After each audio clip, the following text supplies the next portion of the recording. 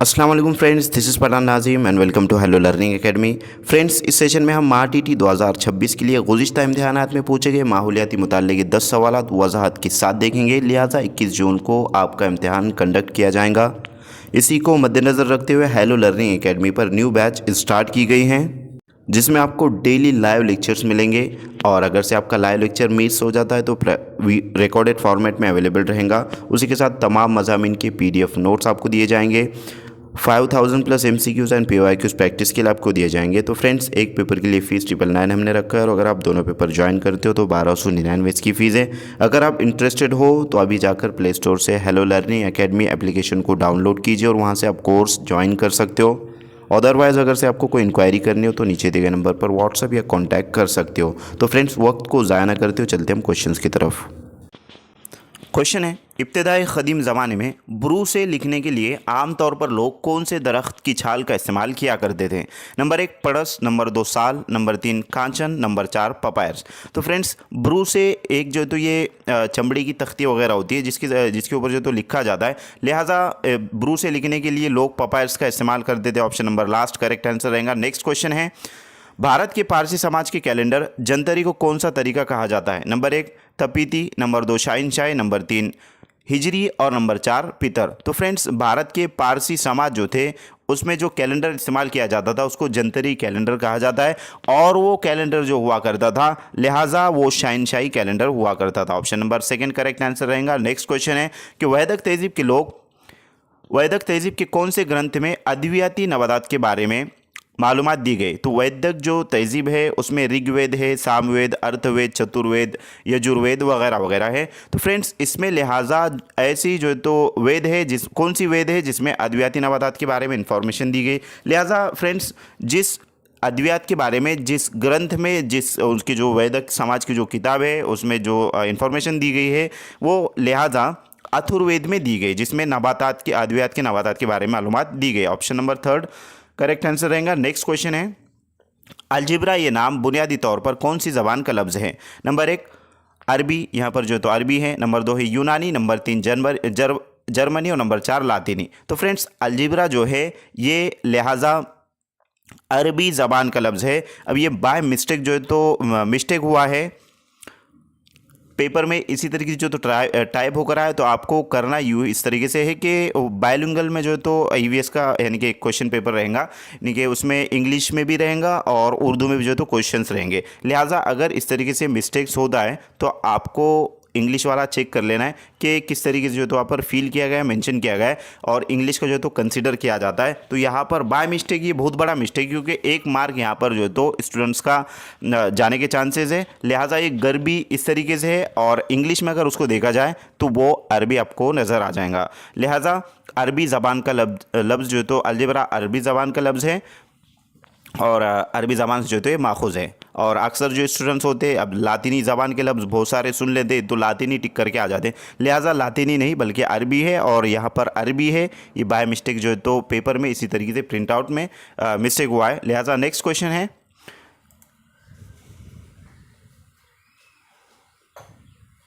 इस क्वेश्चन का correct answer है ऑप्शन नंबर फर्स्ट। अगला सवाल है कि सातवाहन हुकूमत की राजधानी प्रतिष्ठान ये मकाम कौन से नाम से जाना जाता है? Number 1 Patna, number 2 Paithan, number 3 बादामी और नंबर 4 हम्पी। तो फ्रेंड्स, सातवाहन हुकूमत जो थी उसको पैठन जो है तो नाम से, ये जो मकाम है प्रतिष्ठान पैठन नाम से जाना जाता है। Option number second correct answer रहेगा। नेक्स्ट क्वेश्चन है, जेल में से कौन से बयान सही है? नंबर 1 निज़ाम शाह ने शाहजी राजे को सरे लश्कर का खिताब दिया। नंबर बी है निज़ाम शाह ने शाहजी राजे को बेंगलोर की जागीर अता की। तो फ्रेंड्स, इस टाइप का एक क्वेश्चन आपको EVS में देखने को मिलेगा, और शिवाजी महाराज से रिलेटेड तकरीबन 4 से 5 क्वेश्चंस पूछे जाते हैं, और क्लासेस में वाज़े तौर पर पूरे जो है तो मुकम्मल क्लासेस हुई है शिवाजी महाराज से रिलेटेड। तो उसमें आपके 4-5 जो क्वेश्चन के आंसर है, यानी कि अगर से आप क्लास ज्वाइन करते हो तो उसमें आपके 4 से 5 नंबर यानी कि आपको फिक्स्ड मिलने वाले। लिहाजा इस क्वेश्चन का यानी कि जो आंसर है कि निज़ाम शाह सरकार जो थी, हुकूमत जो थी, उन्होंने शाहजी राजे को सरे लश्कर का खिताब दिया, और दूसरा है बी निज़ाम शाह ने शाहजी राजे को बेंगलोर की जागीर अता की। क्योंकि शाहजी राजे जो थे वो कुछ वक्त के लिए जो तो उन्होंने निज़ाम शाही सल्तनत में यानी कि क्या कहेंगे उसको खिदमत अंजाम दिए वगैरह। खैर तो इस क्वेश्चन का यानी कि फर्स्ट ऑप्शन है सिर्फ ए मुनासिब है, नंबर बी है, नंबर 2 है सिर्फ बी मुनासिब है, नंबर 3 है ए और बी दोनों मुनासिब है, और नंबर 4 है ए और बी दोनों गलत है। तो फ्रेंड्स निज़ाम शाह ने नहीं बल्कि आदिल शाह ने जो है तो शाहजी राजे को सर लश्कर का खिताब दिया था, और आदिल शाह ने उन्हें जो है तो बेंगलोर की जागीर अता की थी। तो यहाँ पर निज़ाम शाह है, निज़ाम और आदिल ये दोनों यानी कि कंसेप्ट आपके क्लियर होना चाहिए। ज़रा सा जो है तो लफ्ज़ है लेकिन एक मार्क का जो है तो यहाँ पर क्वेश्चन बनता है, लिहाजा ए और बी दोनों गलत है। Option number last correct answer रहेगा। नेक्स्ट क्वेश्चन है शिवाजी महाराज के हिंदवी स्वराज्य के बारे में नामूज़ नाकाबिल एतमाद कारिंदा कौन सा है, यानी कि ऐसा कौन सा कारिंदा है जो जो तो नामूज़ और नाकाबिल एतमाद है। तो फर्स्ट ऑप्शन है सिद्दी इब्राहिम, सेकंड ऑप्शन है सिद्दी बिलाल, थर्ड ऑप्शन है दौलत खान, और लास्ट ऑप्शन है दाऊद खान। तो फ्रेंड्स इस क्वेश्चन का करेक्ट आंसर है option number 4 Dawood Khan. Next question है शिवाजी महाराज के मजलिस विज़रा अष्टप्रधान के सदर को उनके कामों का महंताना किस नोयत से दिया जाता था, यानी कि जो अष्टप्रधान मंडल हुआ करता था शिवाजी महाराज का, जिसमें जो है तो 8 यानी कि पोस्टिंग थी, और वो 8 क्या कहेंगे उसको कारिंदे जो है तो हुआ करते थे, विज़रा हुआ करते थे, और उनका जो आमदनी है उनको किस अंदाज में दी जाती थी, लिहाजा महंताना कहते हैं उसको, यानी कि मंथली पेमेंट आज के दौर में उसको कहेंगे। फर्स्ट है इनामात, सेकेंड है तनख्वाह, यहाँ पर जो तो तनख्वाह है, थर्ड है जागीर, और लास्ट है वतन। तो फ्रेंड्स शिवाजी महाराज के मजलिस विज़रा यानी कि अष्टप्रधान के सदर को जो है नकद तनख्वाह दी जाती थी। Option number second correct answer है। नेक्स्ट क्वेश्चन है रामायण के जज्बातियत के ताल्लुक से इंसानी ज़िंदगी के खाके और लोक नाटक की रिवायत को बढ़ावा देने से मुताल्लिक अदब का ताल्लुक कौन से संत से है। तो यहाँ पर 4 संतों की जो तालीमात है, संत एकनाथ, संत नामदेव, संत तुकाराम, समर्थ रामदास। तो यहाँ पर 1 से 2 क्वेश्चन 100% पूछे जाते हैं, लिहाजा रामायण के जज्बातियत के ताल्लुक से इंसानी ज़िंदगी के खाके और लोक नाटक की रिवायत को बढ़ावा देने से मुताल्लिक अदब के ताल्लुक कौन से जो तो संत से है। तो यहाँ पर इस क्वेश्चन का करेक्ट आंसर रहेगा फ्रेंड्स ऑप्शन नंबर फर्स्ट संत जो है तो संत एकनाथ। तो फ्रेंड्स ये जो टॉपिक है 4th स्टैंडर्ड की जो सेकेंड पार्ट है जिसमें संतों की तालीमात इस तरीके से शिवाजी महाराज से रिलेटेड हैं। तो संतों की तालीमात से जो तो क्वेश्चन पूछा गया है, जैसे कि श्री चक्रधर स्वामी ये इनके ताल्लुक से दिया गया है, उसके बाद है संत नामदेव, उसके बाद जो है तो संत ज्ञानेश्वर, और उसके बाद जो है तो संत एकनाथ।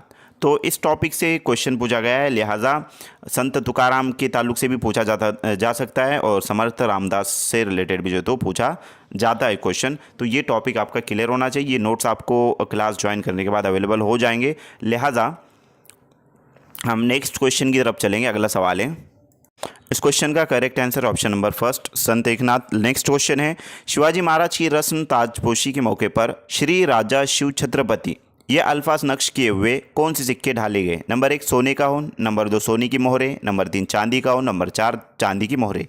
तो फ्रेंड्स शिवाजी महाराज की रस्म ताजपोशी जो है उस वक्त श्री राजा शिव छत्रपति इस तरीके से जो तो सिक्के ढाले गए थे, इस नाम से ये अल्फाज जो तो उस पर खुनिंदा थे, नक्श थे, लिहाजा सोने के उनके सिक्के थे वो, यानी कि सोने के सिक्के थे।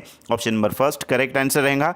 नेक्स्ट क्वेश्चन की तरफ बढ़ते अगला सवाल है कि ज़िला परिषद के काम काज से मुतालिक मुनासिब बयान बताने वाला मुतबादिल कौन सा है। तो फ्रेंड्स ज़िला परिषद, महानगर पालिका, नगर पालिका, ग्राम पंचायत, इस टाइप के 1 से 2 क्वेश्चन जो तो देखने को मिलेंगे पेपर में जो है तो इस टाइप के क्वेश्चन आते हैं। लिहाजा फर्स्ट ऑप्शन है कि यानी कि क्वेश्चन इस तरीके का है, अगर से आपको क्वेश्चन समझ नहीं आ रहा है तो आपको 1 से 2 मरतबा क्वेश्चन को अच्छे से रीड कर लेना है, ताकि क्वेश्चन का जो यानी कि क्वेश्चन का यानी कि मकसद क्या है, कौन से ऑप्शन की तरफ जो है तो मकसद है, इस तरीके से उसको समझना है। और ज़िला परिषद के कामकाज से मुतालिक मुनासिब बयान बतलाने वाला मुतबादिल कौन सा है, यानी कि ऐसा कौन सा है जो कि ज़िला परिषद के कामकाज से रिलेटेड है। नंबर 1 ज़िला परिषद में मेंबरान की तादाद कम से कम 50 होती है। नंबर 2 ज़िला परिषद की तमाम पंचायत समिति के सभापति ज़िला परिषद के मेंबरान नहीं होते। नंबर 3 ज़िला परिषद के सदर पर फायज़ खातून के ख़िलाफ़ अदम एतमाद की तहरीक के लिए कम अज़ कम 1/3 1/3 मेंबरान की मंजूरी ज़रूरी है। और नंबर 4, ज़िला परिषद का नायब सदर ये मुस्तकिल समिति का नामज़द सदर होता है। तो फ्रेंड्स, इस क्वेश्चन का करेक्ट आंसर रहेगा ऑप्शन नंबर फर्स्ट के ज़िला परिषद में मेंबरान की तादाद कम अज़ कम 50 होती है। तो फ्रेंड्स, ज़िला परिषद में 50 जो तो नहीं होती है। तो ज़िला परिषद की मेंबरान की तादाद कितनी होती है आपको कमेंट बॉक्स में कमेंट करना है। नेक्स्ट क्वेश्चन है, भारत के दस्तूर के मुताबिक वोट देने का हक झेल के मुतबादिल में से कौन से किस्म का होगा? नंबर 1 इंसानी हुकूक, नंबर 2 दस्तूरी हुकूक, नंबर 3 बुनियादी हुकूक और नंबर 4 मसावात के हुकूक। तो फ्रेंड्स, भारत के दस्तूर के मुताबिक वोट देने का जो हक है वो दस्तूरी हुकूक में जो तो आता है। Option number second correct answer रहेगा। नेक्स्ट क्वेश्चन है कि झेल में दिए गए मुतबादिल में से हाई कोर्ट किस मकाम पर वाक़ है?